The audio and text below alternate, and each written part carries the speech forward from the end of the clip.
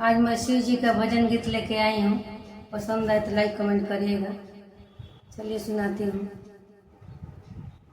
नैहर से काई के बहानवा ए भोला ले अइला गवनवा।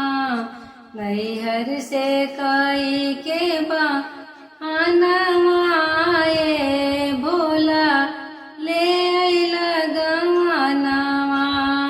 नैहर में रहे भोला कोठा अटरिया। नैहर में रहे भोला कोठा अटरिया। यहाँ तो टोटा ही मड़ैया ए भोला ले अइनी गवनवा। नैहर से कई के बहानवा ए भोला ले अइनी गवनवा। नैहर में रहे भोला हाथिया से घोड़ावा।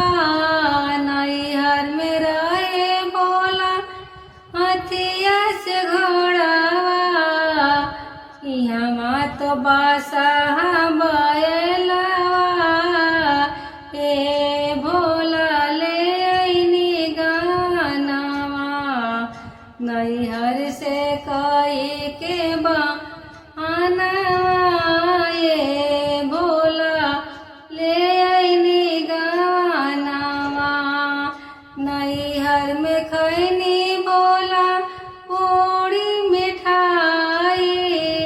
नैहर में खैनी भोला पूरी मिठाई।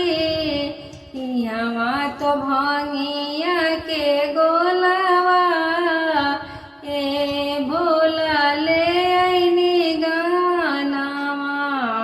यहाँ तो भांगिया के गोलवा ए भोला ले अइनी गवनवा। नैहर से कई के बहानवा